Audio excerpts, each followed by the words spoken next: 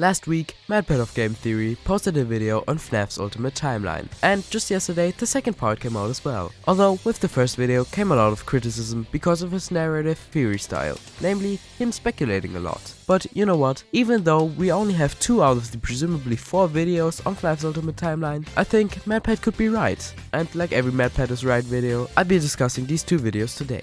And before I go into it, we're really close on hitting 10,000 subscribers, and I really think we could hit it before March 1st. So be sure to like and subscribe to help us hit this goal. And if you haven't watched the first and second video of FNaF's Ultimate Timeline, then I highly encourage you to do so after this video. But for now, let's go into a quick recap talking about the most important things of both videos. But note that I don't agree with everything that Matpat talks about, my side of things will be mentioned after. So for now, let's take a look at the timeline.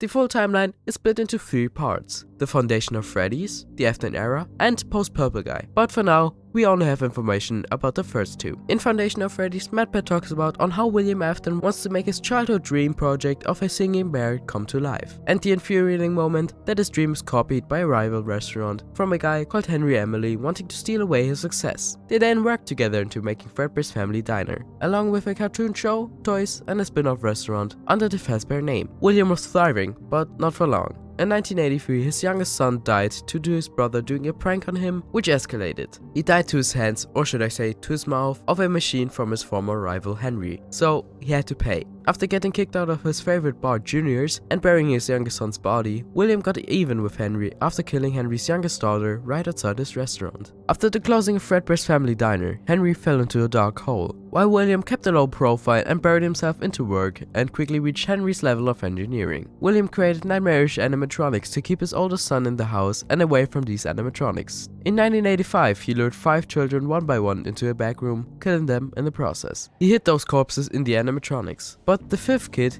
he hid into a Golden Freddy Springlock suit no one really cared about. Then, in 1987, he did the same thing in Henry's newest location, but this time the corpses were just laying around scattered in the pizzeria, closing his location in the process. William then created his own pizzeria with his animatronics, but like his youngest son, his youngest daughter got killed by the animatronic machines he loved. In 1993, Henry tried creating a pizzeria again, but one by one, William destroyed the 4 old animatronics. He wanted to melt all of these haunted endoskeletons together to see if anything would happen. But when he returned to the location, he got stopped by 5 ghost kids. Not any ordinary 5 ghost kids, the first 5 victims. In a last-ditch effort, he put on his Springlock suit to make them disappear when... And those were the most important parts of it. Remember, I had to sum up almost 50 minutes of videos, so cut me some slack, because now let me actually discuss this. So I do like how Matpat did this narrative theory video, however, with it comes a bit of speculation and a few far-fetched things, like the timeline starting all the way back in the 1930s, which would make Henry and William very old, or how Elizabeth's death came after the crying child. I and many other people think that when Psychic Friend Fredbear said this line, he meant that he probably saw Elizabeth's death. Or how William melted the 5 old animatronics together. Like, I don't really see when he comes on doing that. We see no endoskeletons outside, so we know that they're in some sort of other place. But why would he come back to this place, if this wasn't all in one night? Well, I guess I'll come back to that, because now I want to talk about Midnight Motorist. I think Matpat really nailed it when it comes to Midnight Motorist. I and many other theorists knew that Midnight Motorist wasn't about the crying child, but Michael Afton, and that it happened right after Charlie's death. So let's take a deeper look. Midnight Motorist starts with a little race. Then, near the end of the race, we see a little passage that we can go down into. If you do so, you end up on a rainy road. You place an orange guy in here. He drives by a weird pile of dirt in the middle of the woods. Then we see a location called Junior's. There's someone standing outside who tells us that we can't enter this place. As we come to a house, presumably our home, we see a person sitting on the sofa watching TV. They tell us that we should leave someone alone and that they had a rough day. We still try to check up on them, but sadly the door is locked. As we go around the house to look inside, we see a smashed window and footprints of both an animal and a human. But what does this all mean? Well, if it wasn't obvious by now, we're playing as William Afton here, namely right after he killed Charlie. That's why it still rains and why it says later that night. Now, when it comes to the pile of dirt, many people thought that this was some sort of reference to the Twisted Ones now. novel, because in it the animatronics bury themselves during the day, but many people forgot that this looks an awful lot like a grave. No gravestone, but you can see the resemblance. And we know for a fact that the crying child died before Charlie, so I think this is exactly where the body of the crying child resides. And the junior's location was looked in way too much. Many people thought that this was the FNaF 2 location, but it's just a bar where William drinks all the time, either to release stress or just cause. And I think that he probably did something in there that he shouldn't have, which led to him getting kicked out of the bar, which is why we can't enter it. So those were the two easy parts. Now, when it comes to the house, that's a different story. The person on the couch is Michael, but hear me out, it's William's wife. First off, we know that this text isn't William talking or thinking because it isn't the right font color, and in the room above it can't be the crying child because we know he died. So someone that is a male had a rough day and is now locking themselves up in the room. And well, who better to have a rough day than a guy who accidentally killed his brother? Where did he head off to? I hear you asking. To his brother's gravesite. And the animatronic footprints? Well, we know that they are in one place and not moving, so it could be just an animatronic or a suit, similar to the nightmare animatronics William made to scare off Michael. So that only leaves one person remaining, William's wife. If we go way back to FNaF world, we have an ending where there are 3 people in front of a screen. Michael, the crying child, and their mother. Where's Elizabeth? Dead. William?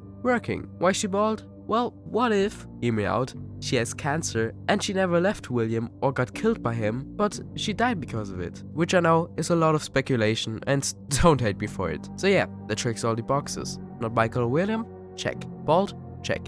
Watching TV? Check. So yeah, that was Midnight Motorist, which is now solved. Finally. But we aren't done just yet, because next up, let me talk about all of the children William killed. For a long time, we knew that William had killed at least 6 children. Gabriel, Fritz, Susie, Jeremy, Cassidy, and Charlie. But there were a few things that confuse a lot of people. Firstly, Chica mentioned that she was the first and that she's seen everything. But technically, she wasn't the first, right? Well, Chica was not the very first victim of the William killings, but the first victim of the 5 killings. Then Matpat said that Cassidy was the one William shouldn't have killed. The problem with that is that the one you shouldn't have killed is referred as a he, not a she. So either the animatronics are referring to Golden Freddy as a he, or it's just another he/she situation like Mangle or Funtime Foxy. And after that, we have the 5 dead kids in the FNaF 2 location. Many people, including me at first, thought that this was some sort of retelling of the first 5 dead children. But this is where you're wrong. This is the second time William has killed 5 children. Here, William used his old spring Bonnie suit again, but this time in Henry's second location while being a day shift worker. Here, he couldn't care less about hiding the children, because it wasn't his location, and by this point, he's gone basically insane. And last but not least, we have probably the most confusing part when it comes to the first 5 dead kids. So we know that the 5 kids got killed and stuffed into 5 different animatronics. Then the location was closed down and the animatronics got placed into a back room where they stayed for about 2 years. After that, they got put into a parts and service room in the FNaF 2 location after parts were being taken from them. After that location closed, they got remade and put into the FNaF 1 location, where William then destroys them and takes their endoskeletons, leaving only the shells behind. All clear? Great. Now William takes those endoskeletons and melts all of them down into molten metal, where he then infuses it into 1 endoskeleton. 5 things turn into 1. But there's a problem. William goes back to the location for some weird reason, where he then sees 5 ghost kids. So what if when William melted all the endoskeletons together, could it be that the soul split into 2 parts? One part agony and the other part remnant in a ghost-like form. So yeah. This was a deeper look into Matpat of Game Theory's 2 recent videos on FNaF's Ultimate Timeline. And yeah, I think Matpat could be right about FNaF, although I have some issues with it. But I mean, there will be at least one more video of Game Theory, so only time will tell what Matpat has to show us when it comes to FNaF's Ultimate Timeline. And I will most likely cover that in the next video, so subscribe to not miss it. Also, if you haven't noticed, I'm sick right now, so I will try my best to keep uploading. And in the meantime, why not check out my other FNaF Theory video on how FNaF VR changed FNaF forever, or check out Matpat's channel where you can watch the full 2 videos on your own. Either way, I will hopefully see you in the next one. Peace.